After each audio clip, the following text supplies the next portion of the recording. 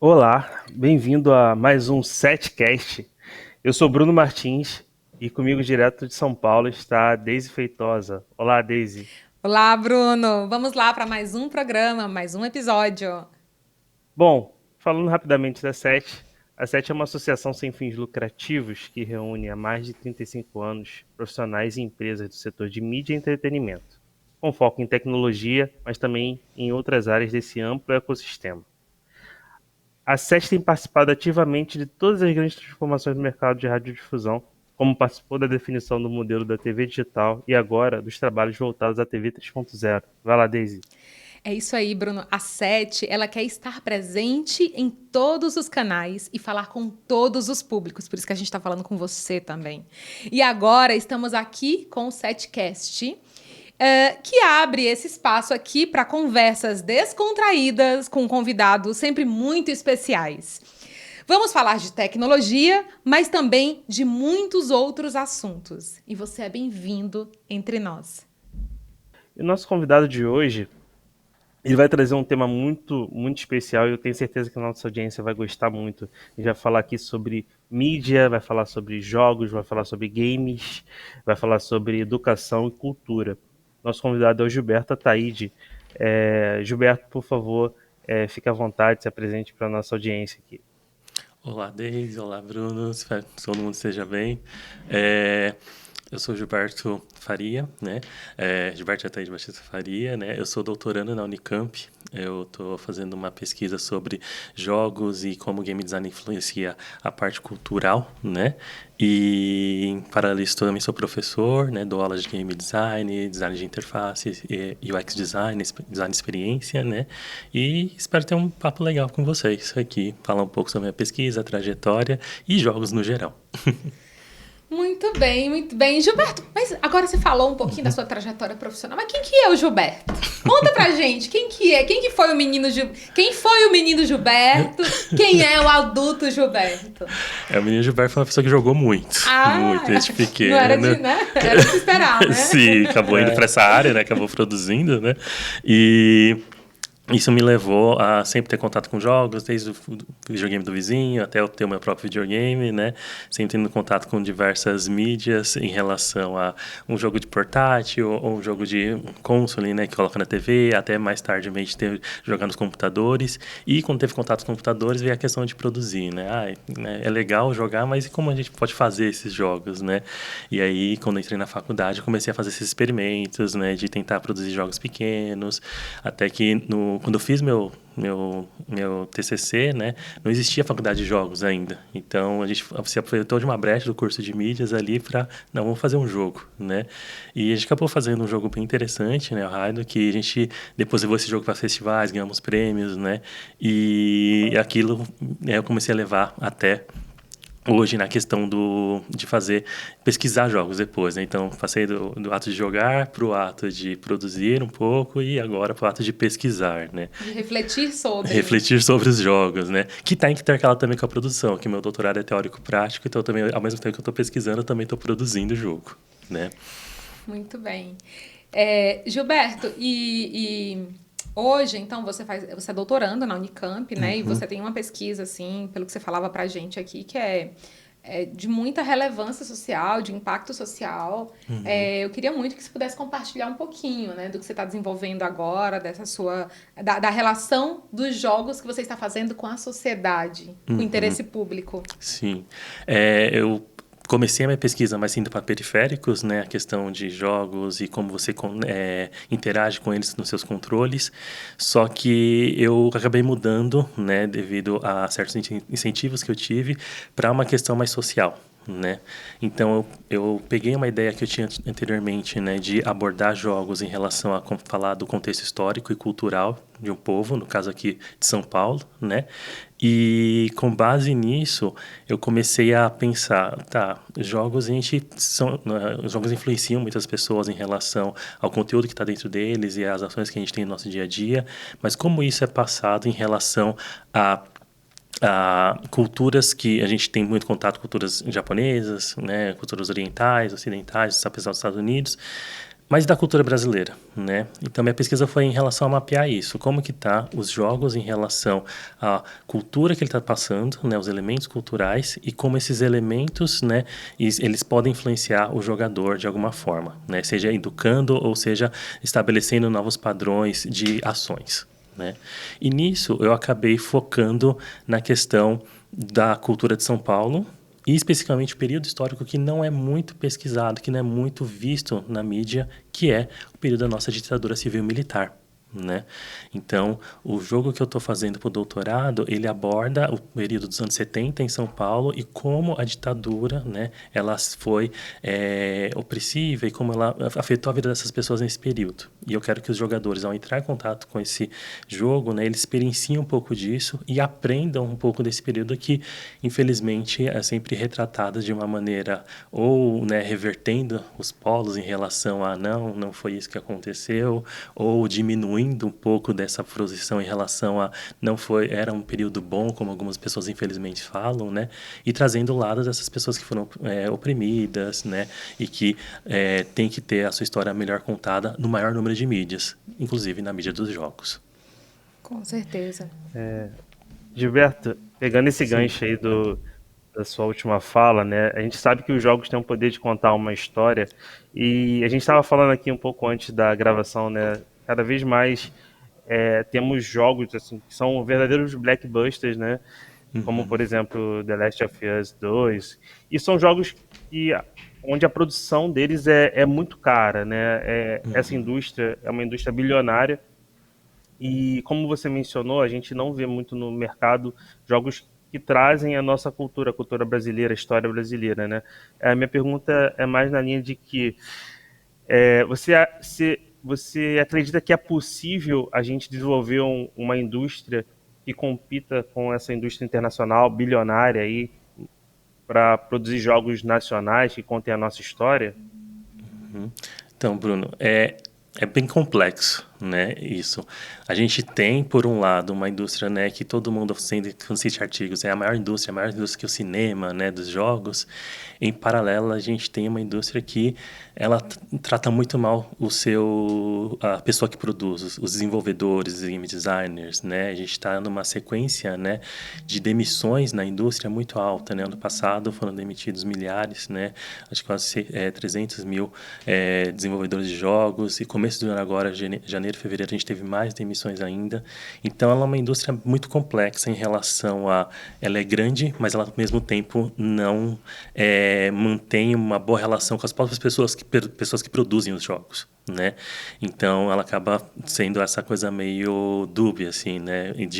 Ela produz, ela tem coisas relevantes, ela é grande, mas, ao mesmo tempo, ela não tem uma boa base. Ela não estabelece bem, né, um bom relacionamento com as próprias pessoas que produzem, né?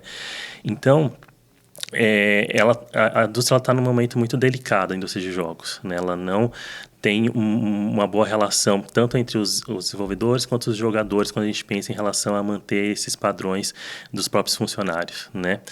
E levando para a questão da indústria nacional, né, a gente melhorou muito. Antigamente era muito pior. A gente tinha uma indústria muito pequena, fraca, com poucos desenvolvedores, poucas empresas, e melhorou muito. Pegando o último censo da Abra Games, que é uma das organizações que cuida dos jogos para a gente, né, ela que cuida, né, da indústria dos jogos brasileiros no geral, a gente viu que cresceu muito, mais de 50% do ano da pandemia, né, para cá, em relação ao número de jogos, desenvolvedores, né, e então a gente está tendo uma produção melhor, muito melhor do que tinha 10 anos atrás quando eu comecei, né?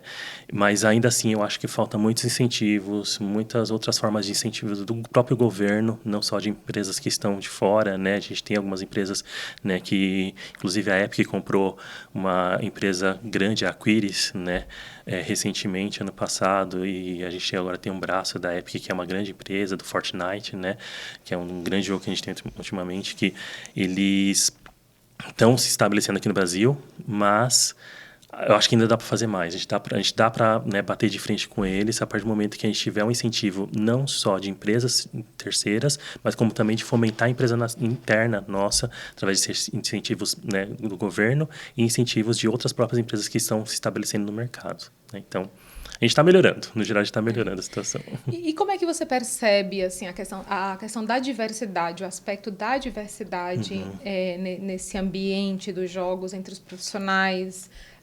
Né, acho que a gente tem um exemplo clássico de iniciativa incrível para jogos, que é o Perifacon. Sim, né? que incrível. Enfim, quem dera no Brasil a gente tivesse tantas mais iniciativas, né? Muito mais iniciativas do que o Perifacon, mas já é um projeto lindo. Mas como é que você olha para esse lugar, assim? Eu acho incrível, acho que é uma coisa que abre mais portas, mostra mais possibilidades de jogos e pessoas que criam jogos mais diversas, que a gente não tinha tanto antes, né? Que a gente tinha muito a questão do homem branco, cisgênero, que estava lá sempre produzindo e que estava passando a ponto de vista dele para os jogos. E agora, né, que a gente tem uma abertura maior, que a gente tem, né, estúdios, né, de pessoas negras, né? Assim, a gente tem pessoal da Sur The Real, né, que eles também é um estúdio de pessoas negras que está fazendo um trabalho lindo também, né, fazendo um jogo sobre rap, né, muito interessante. E eu acho que a gente está numa situação que está evoluindo, tipos de eventos como o Perifacon, né? Lá fora a gente tem o Game of Colors, que é um evento patrocinado pela Microsoft, só desenvolvedores negros, asiáticos, que é incrível, incrível. Inclusive, parte da minha pesquisa eu peguei de uma palestra que eu vi deles, né, em relação à representatividade de culturas. Onde né? que você foi ver? Não, eles têm um canal no YouTube que eles colocam todas as palestras lá, né? E eu recomendo muito, é um canal incrível para quem quer ver jogos feitos por outros tipos de pessoas, com outras culturas, com outros pontos de vista, né? E eu acho que isso tá no Brasil, tá se divulgando cada vez mais, né? Uma das últimas artigos que eu escrevi, que eu mandei para editais, é justamente sobre jogos, sobre o movimento de empresas e grupos de desenvolvedores negros no Brasil e como eu faço isso paralelo com, por exemplo, o movimento do cinema negro, por exemplo, como o cinema negro se organizou na época do Dogma Feijoada, né, para criar novas formas de representação do negro no cinema. E eu faço paralelismo com os negros que estão se representando agora nos jogos brasileiros, né? Então, a gente está tendo uma abordagem muito incrível e que está crescendo cada vez mais, né? Incrível. E como você vê esse cenário, por exemplo, eu tenho um sobrinho aqui de 14 anos, ele fica jogando Roblox no celular o dia todo, né? A gente tem, então, essa coisa da acessibilidade maior em função do dispositivo tá acessível ali, né? Todo mundo tem um celular. O celular é um dispositivo mais acessível do que um videogame, como o PlayStation 5 e tal. E, ao mesmo tempo, eu vejo um fenômeno que é muitos canais do YouTube transmitindo jogos. Então, as pessoas assistem outras pessoas jogando. No meu tempo, eu queria jogar, não queria assistir alguém jogando, né? A gente ficava com raiva de ficar esperando ali quando tinha os amigos, né? Como que você vê esses fenômenos sociais, assim, para o futuro dos games? Eu acho muito, muito, muito legal, assim. Antigamente, como você mesmo falou, não era uma coisa mais fechadinha. Todo mundo só consumia quem tinha videogame. Hoje não. Você pode entrar no YouTube ou qualquer outra plataforma, Twitch, e assistir pessoas jogando e, de certa forma, consumir o jogo. Não é uma coisa tão unilateral. Você vai lá, faz o comentário, ajuda a pessoa que está jogando e a pessoa vai fazer uma ação por causa do que você contribuiu. Então, eu acho que as tecnologias novas em relação ao celular, né, transmissões ao vivo, elas, não queria dizer que democratizam, mas elas tornam um acesso muito mais amplo a todos esses tipos de jogos e, consequentemente, podem incentivar as pessoas a se interessar pela área e talvez, né, esse seja um campo que eu queira ir, né, e que eu queira produzir, seja através de um desenvolvedor ou até mesmo sendo um streamer, transmitindo jogos, o ato de você jogar, né. A gente está tendo uma movimentação de streamers, pessoas que transmitem, que estão se virando desenvolvedores, né? Tem o Cellbit que está fazendo o jogo, Enigma do Medo. A gente tem A Lenda do Herói, né? Também baseado em um trabalho de streamers, né? De pessoas que tinham canal de YouTube, né? Então, é uma forma de fomentar a indústria. A indústria está crescendo. Esportes, né? O esporte também entra, né? Além disso, né? Que é na televisão. Sim. Então, É uma forma de crescer e aumentar mais o ramo de produção de jogos, que é direta e indiretamente ali, então, né, a pessoa, ao ver, ela incentiva a pessoa a produzir e vice-versa, um vai alimentando o outro, né? Então, eu acho incrível, né?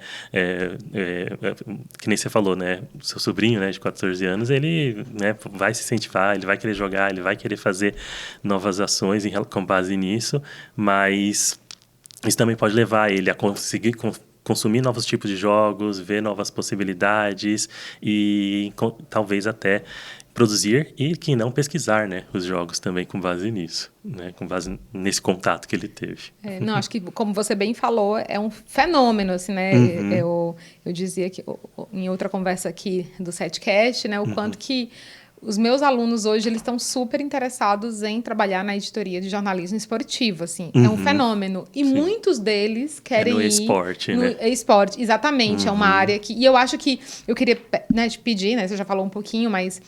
o teu olhar para os comentaristas de jogos, mas eu acho que tá inspirando, assim, gerações, assim, acho que é algo disruptivo, né? Sim, a gente tem premiações agora, né, no Game Awards, que é uma das maiores premiações de jogos que a gente tem no mundo, né, tem uma categoria para pessoas que cobrem, para os streamers, né, então o melhor streamer agora é reconhecido, não, você cobriu, né, então você vai ser premiado, então a gente tem esse movimento, é real, ele é grande e muitos jovens estão sendo influenciados. Muitos jovens inclusive querem jovens comentar. Com deficiência, que muitas vezes, sim, né, tem, né, toda a questão de tem acessibilidade. essas barreiras físicas, acessibilidade, e os jogos também é um lugar para elas se tornarem protagonistas. E é legal, porque entrando em acessibilidade, né, que as próprias empresas, Sony, Microsoft, elas criam periféricos para que as próprias pessoas com deficiência, que não conseguem controlar, né, os joysticks normais, né, elas façam adaptações, né, nesses controles periféricos customizáveis, que eles chamam, e as pessoas com deficiência conseguem jogar, conseguem, né, de igual por igual fazer algum tipo de competição. A gente teve um competidor de Street Fighter que ele era cego, né, e ele, através do sistema de acessibilidade do jogo, do Street Fighter, ele conseguia lutar quase de igual para igual com uma pessoa que tinha, né, a visão, né, então é uma indústria que se preocupa com esse tipo de audiência e que eles estão dando cada vez mais recursos para as pessoas, né, no caso de acessibilidade, conseguirem jogar. Né? E eu acho isso incrível. E assim como o streamer, né, também temos agora premiações que parabenizam empresas que fazem ações específicas para ter uma maior acessibilidade nos jogos. Então a acessibilidade também está sendo premiada, logo a indústria vai ter cada vez mais recursos para, né, deixar as pessoas jogarem, independente da forma, independente da sua condição. Eu queria fazer uma pergunta para você. Desculpa, Bruno, pode falar. Pode falar e depois eu pergunto. Que é sobre eu ia pegar esse gancho dos streamers e comentar que é interessante também observar outro fenômeno, como esses streamers que começam ali no universo de games, eles furam a bolha, né? Temos vários comunicadores, né, que são badalados, digamos assim, o próprio Casimiro, o Igor do Flow Podcast, também, que começou com um canal no YouTube jogando ali, Mario, enfim, vários comunicadores que hoje falam para uma audiência ampla, falam sobre tudo, desde política e vários esportes e outras coisas, que começaram no nicho de esportes e de streaming de games, né? Achei interessante esse fenômeno também. Sim, e falando mais de representatividade LGBT, né, na mesma linha do Casimiro, a gente tem a Sabira Close, que é uma streamer, né, drag, que também furou a bolha, tem outros programas, tá, né, ela ainda joga, mas ela foi além, né, assim como o Casimiro, Vanessa Wolff. Então a gente tem diversas pessoas que, por essa base, por causa da mídia, né, democratizar a forma de você disponibilizar a sua informação, disponibilizar o ato de você jogar, né, acho que está ajudando a criar pessoas do entretenimento, né, pessoas, né, essa questão do influenciador, né, ele realmente está expandindo a questão de suas bolhas internas e está indo para cada vez um número maior de audiência, pelo menos no campo online, que às vezes pode refletir também nas outras mídias, né, numa TV aberta, por aí vai, né, a gente tem influenciadores que viraram apresentadores de TV aberta, né, então Então, acho que essa questão que você traz, Bruno, acho que vai aumentar cada vez mais. A gente vai ver cada vez mais influenciadores que vão parar só de jogar ou vão continuar jogando, mas que vão, né, virar apresentadores, virar comentaristas em diversas outras mídias. Eu consigo ver muito isso. Já está acontecendo, acho que só tende a aumentar. Agora, falando em jogo, viu, Gilberto? Eu lembro que eu tinha um professor no doutorado, há muito tempo atrás, assim, em 2000 na verdade, foi meu orientador de doutorado, o professor Sérgio Byron, e ele falava que em algum momento, né, ele trabalha muito com a teoria dos jogos e tal, em algum momento, né, ia chegar um dia em que tudo aquilo que a gente fosse fazer ia ser inspirado na linguagem dos jogos. E hoje, quando a gente mexe no celular, né, e entra no Android ou mesmo no dispositivo da Apple, né, no iPhone, a gente percebe, né, os joguinhos. Eu acho que o Duolingo, que é um super fenômeno aí de inclusão das línguas, enfim. Mas, assim, eu sempre lembro muito dessa frase do Byron no dia a dia hoje, assim, quando a gente, né, escolhe filmes na Netflix. Comenta um pouquinho sobre isso, sobre essa linguagem. Sim, que é o que a gente chama de gamificação, né? Entra um pouco nessa, se você gamificar ações do seu dia a dia para ter um ranking, para ter uma pontuação, para ter uma recompensa pelos atos que você faz dentro daquela mídia, né? Eu, particularmente, não gosto muito. Eu acho a gamificação ela é interessante, mas ela acaba fazendo com que o usuário, às vezes, perca um pouco do objetivo real que ele está ali, só pelo caso de ele fazer os pontos, né? Só falta ele manter o score no Duolingo, por exemplo, de fazer todo dia e manter o ranking e ficar sobre cima dos seus amigos. E eu acho que, às vezes, perde um pouco do que você realmente está fazendo ali. Da essência do conhecimento mesmo, da construção do conhecimento ali, né? Eu acho que tem fatores muito relevantes. Incentiva pessoas que, às vezes, estavam meio largadas ou que não conseguiam manter um ritmo, e a gamificação pode ajudar elas a manter esse ritmo e tal, mas eu acho que até certo ponto, depois eu acho que acaba perdendo um pouco o sentido, assim, da coisa, né? Mas eu gosto bastante, né? O Charlie Brooker, que é o criador do Black Mirror, né? Ele tem um documentário falando os 19 ou 15 jogos mais relevantes, né? Ele faz um ranking do Atari, o Last of Us, que nem o Brunson falou, né? Jogos relevantes.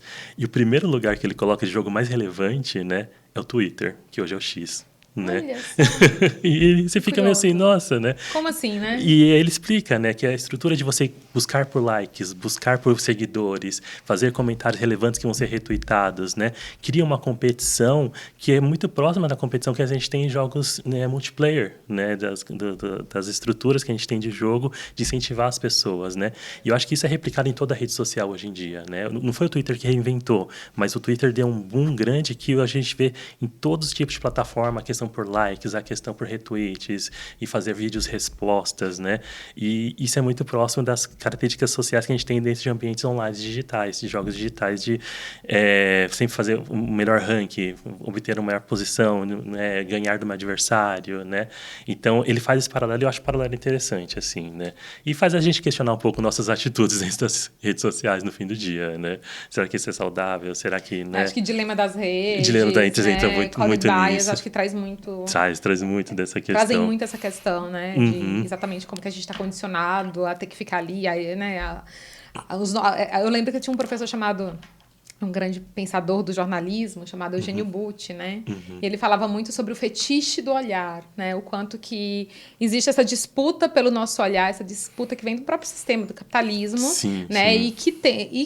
Né? Que é aquela coisa que a gente chama hoje de a economia da atenção, né? Que é exatamente essa disputa pelo nosso olhar, pela nossa atenção e o que está em jogo.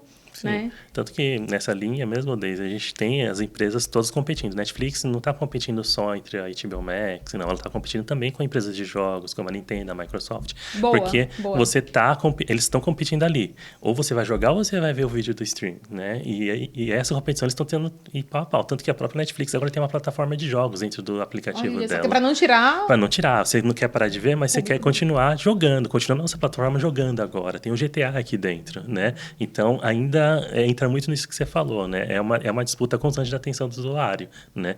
Seja ele de uma forma de jogo, uma forma de filme, mas a questão é que você permaneça na plataforma alimentando nossos dados no fim do dia, né? E é complicado, mas é complexo. Bruno? É, não só a Netflix, né? O Globoplay também incluiu ali os jogos na versão infantil, né? Então a gente vê que Uhum. é justamente isso que vocês mencionaram, né? É uma disputa constante ali pela atenção, né? É um recurso escasso, né? E bom, eu ia fazer uma pergunta. Acho que a gente tem alguns minutinhos ainda, né, Daisy? Temos. Eu queria entender. A gente falou de gamificação. E eu fiquei bem curioso de entender como que games poderiam ser utilizados na educação, principalmente educação básica. Você acha que, não sei se isso é muito utópico ou se isso é muito fora Uhum. da realidade, mas você acha que faz sentido, por exemplo, um currículo de educação básica pública, onde os games sejam utilizados para fazer com que os jovens ali, os adolescentes aprendam mais sobre cultura, sobre ciências, sobre linguagens e diversos outros aspectos? É, eu acho que como complemento, né, da educação ali em paralelo às disciplinas base, eu não vejo nenhum problema. Eu acho que a gente tem alguns livros que mostram como usar certos jogos dentro de sala de aula, né, para a pessoa joga uma parte específica, entende a questão, né, de matemática, uma questão social, questão ecológica, né. Então, eu acho que pensando em jogos clássicos, né, jogos de console, computadores, usados em conjunto, né, da matéria base ali, eu não vejo problema. Mas a gente já tem toda uma estrutura de mercado de jogos educacionais, né? Então a gente já tem todo um segmento que dá muito dinheiro, né, de jogos feitos especificamente para serem usados em salas de aula, que levam essa questão bem mais a fundo e façam, né, para o aluno em sala de aula, né, um joguinho que ele vai interagir com personagens e entender, reforçar talvez o conteúdo que ele viu dentro da sala de aula, né? Então já é um mercado estabelecido, eu só acho que ele não deve deixar de lado toda a base educacional que a gente tem, toda a estrutura educacional que já foi, né, que já foi validada e que, né, a gente já tem como nossa base. Acho que pode ser um grande complemento, né? Agora eu vou fazer uma provocação. Bota lá. Jogo é vídeo? É cinema ou não? E aí entra na questão, jogo é arte, né? É audiovisual? Sim, no fim das contas, Audiovisual. né? Não tem como. Audiovisual interativo, né? Que tem lá toda aquele ramificação de as suas ações vão implicar em certas consequências dentro do jogo, né? E, assim, é uma discussão, né, que às vezes pode estar um pouco... Para quem está dentro do mundo de jogo, é muito... É uma discussão cansada, né? Mas sempre quem está de fora, né, como tem o primeiro contato com os jogos, faz esses questionamentos que é Sim. super válido, né? De, eu estou jogando isso aqui, mas eu não consigo validar isso como uma obra de arte específica, né? Não, o que é realmente valioso são livros, são filmes, né? E não. Ele tem o mesmo valor, ele tem o mesmo peso. Às vezes você não está olhando com os exemplos, né? Porque às vezes você está olhando exemplos comerciais, Call of Duty, né? Super Mario Bros. E às vezes, e mesmo nesses jogos, tem também um valor artístico, um valor, né, profundo em relação a elementos que você pode absorver, que nem em qualquer outra mídia, né? A questão mais é que às vezes a pessoa associa muito o jogo a criança, só criança joga jogo, só criança, né, que vai se interessar por isso. E sendo que não, a gente tem jogos extremamente voltados para o público jovem adulto, que vão tratar de temas mais pesados, de temas relevantes. Inclusive, a questão do meu doutorado é um pouco disso, né, trazer jogos que vão mostrar temas que não necessariamente são só por entretenimento, mas também tem uma característica de peso cultural ali e que fazem, né, e que validam essa mídia, que eu acho que não precisa ser validada. Nenhuma mídia precisa ser validada, precisa ser consumida e ser, né, no caso do jogo, entreter e também questionar. Eu acho que os dois caminham juntos e como qualquer outro audiovisual faz isso também. Eu fiz essa pergunta exatamente porque a gente recebeu outro dia a Liara Oliveira da SPCine, né? Legal. E ela dizia, né, que os jogos também fazem, quando eles abrem editais, os jogos fazem parte, mas é sempre uma questão polêmica. Até que ponto isso tem que fazer parte das leis de incentivo ao audiovisual do município de São Paulo? Então, por isso que eu no trouxe final é essa sempre provocação. uma briga de gênero, onde eu vou colocar, qual que é a caixinha que eu vou, né, vou colocar ele, né? E às vezes se encaixa mais de uma, às vezes, né, a gente precisa criar uma caixinha específica para ele, né? A questão é não relegar ele a um ponto de, não, isso não é válido, só porque não é o tipo de audiovisual que eu cresci consumindo, né? Vou fazer uma segunda provocação. Posso, Bruno? Eu não te escuto, Bruno. Vai lá, segue em frente. Vamos lá. Legal. Metaverso, Second Life, presente e esse é futuro, /jogos. Conte-me mais sobre isso. Conte-nos. Fortnite. Eles já existem, eles já estão entre nós, né? A gente já consome eles, seja em um nível maior ou um nível menor, né? E eu acho interessante que a gente teve um bom durante a pandemia desse uso dessas plataformas, né? Achando que ia ser o futuro e tal.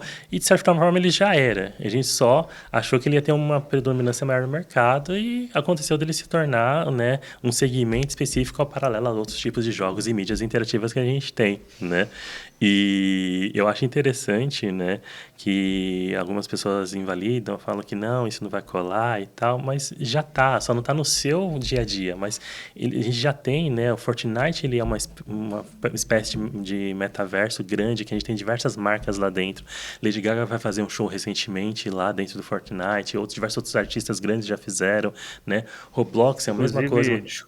Sim, por favor, Bruno. Desculpa te interromper, só fazer adicionar uma informação. Inclusive, a Disney acabou de fechar uma parceria com a Fortnite para levar várias propriedades intelectuais lá para dentro do universo de Fortnite, né? Então, complementando o que você está falando, né? Sim. Essas plataformas, elas já existem, já estão atuando ali num segmento bem importante do mercado. Mas continuei, desculpa te interromper. Para o alto e além. Sim. O além eu não sei. Onde que a gente vai chegar, né? Mas, no geral, o Roblox também, o Roblox com um público mais infantil, né? Todos eles estão, voltando para aquilo que a gente falou, estão disputando quem que quer ser o metaverso principal, né? Quem quer ser o principal player, né, a principal plataforma que todas as pessoas vão ter lá, interagir e fazer coisas como o filme Jogador Número 1, sabe? Que todas as mídias, todas as propagandas, todos os tipos de personagens vão estar ali dentro, né? Que gera engajamento. Que gera engajamento, vão crescer números, transmídia. Né? E eu acho interessante, mas eu acho que a gente tem que ter espaços para, né, acho que a gente já comentou, né, de metaversos que não são tão comerciais, coisas mais com um foco mais social, de trocas de informações que não necessariamente vão gerar competições, mas só interações sociais, que é um pouco que a gente tem no VRChat, né? A gente tem mais pessoas conversando ali, socializando, né, como se fosse uma coisa sem o campo competitivo, sem o campo de pontuações, sem a parte gamificada, né? Eu acho que esses tipos de metaversos são mais interessantes ao meu ver, né? Eu acho que são situações mais diversas e que criam novas possibilidades de interação com pessoas que normalmente não se interessam por jogos, mas que ainda querem se comunicar com outras pessoas de maneira online, né? Então, acho que é um meio termo mais interessante do que esses metaversos mais comerciais, jogos comerciais, que querem fazer essa socialização a custo do tempo do usuário e, né, coisas mais que capitalizam mais, né? Então, eu gosto da diversidade dos metaversos, acho que cada um vai crescer à sua maneira, e eu prefiro os metaversos que não têm esse campo comercial tão forte. Resumindo. E óculos de realidade virtual? Eu acho legal, acho que tem que ficar mais barato. Né? Por favor, mercado. Por favor, né? Eu acho que tem que se tornar mais acessível e acho interessante. E dinâmicas de jogos criados dentro deles são incríveis, né? Você pega Asus Playroom, Moss, diversos jogos que utilizam eles fazem coisas muito diferentes que a gente não estava, né? A gente tinha contato disso com jogos anteriormente, né? A gente tem versões de jogos de óculos de realidade virtual anteriormente em outras plataformas. Nintendo já tentou fazer algo do tipo, né? Mas hoje eles estão melhor estabelecidos do que estavam há 10, 15 anos atrás, né?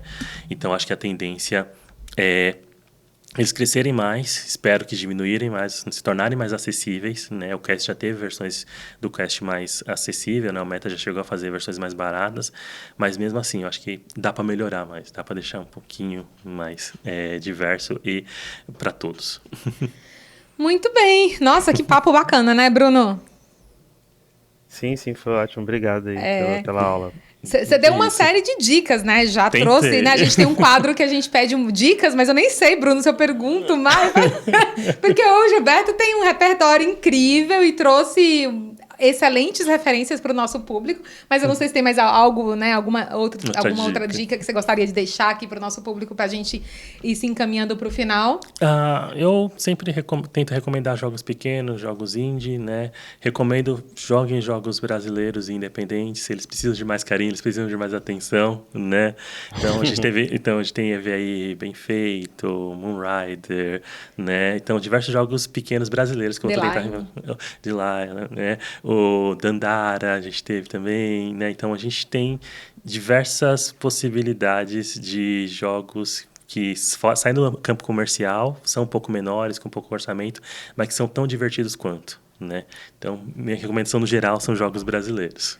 Maravilha, obrigada, Gilberto. E assim, eu queria pedir a sua licença, Gilberto, e a sua licença, Bruno, para uma licença poética. Eu queria pedir uma licença poética a vocês, porque eu acho que motivada pela pesquisa do Gilberto, né, que faz essa conexão dos jogos com a ditadura militar, eu queria ler uma poesia que eu fiz em homenagem a Mira Leitão, né, aos ataques que ela sofreu durante a ditadura militar. Sim, sim. Posso? Por favor.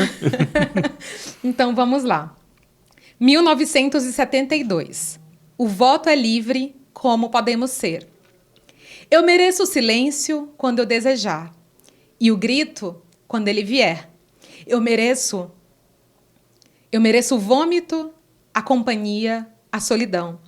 Mereço o dom da palavra, escancarada, absorta em notas de verdade.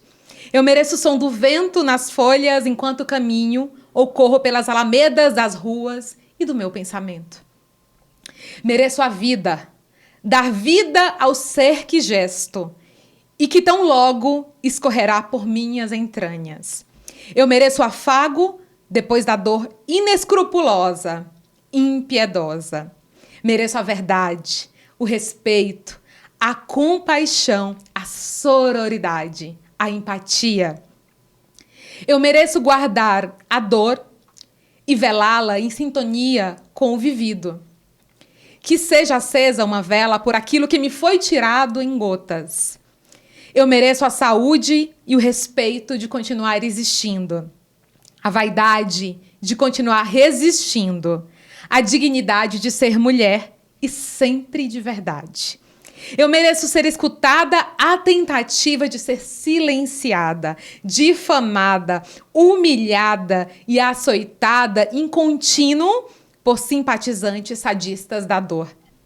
Eu mereço horizontes, o sorriso, a lágrima, a verdade que atravessa rasgando e zomba de quem a morte promove.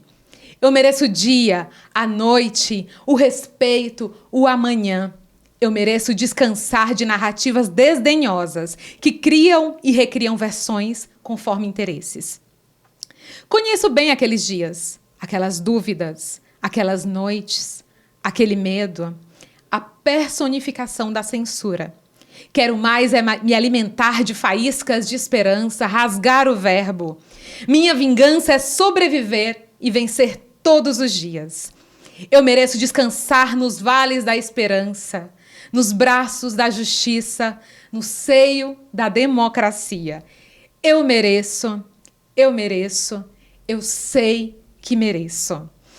Essa poesia é dedicada à Mília, né, a Miriam Leitão, exatamente aí, né, por ocasião aí de 3 de dezembro de 1972, que foi eu digo que foi um ato tortuoso que durou 3 meses, né, e que ela, né, de forma tão generosa compartilhou com a gente essa dor e esse momento. Então é isso. Lindo.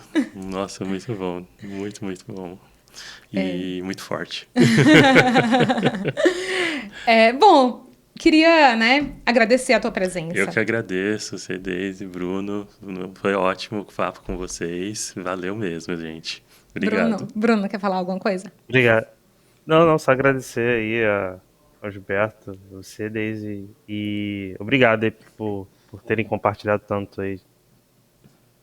Que isso, Muito gente. bem, muito bem. Gilberto, a casa é sua, então pode entrar quando quiser, bate a porta, Ok. dá um toque lá no WhatsApp e a gente remarca de novo e fala de mais novidades da sua pesquisa, da sua vida, do mundo acadêmico, do mundo dos games. Sim. E indica também pessoas bacanas pra gente entrevistar por Ah, aqui. com certeza. Que Tranquilo, indico. aqui é um lugar de gente muito bacana, né, Bruno? A gente tem essa alegria, né, de receber aqui em nosso podcast.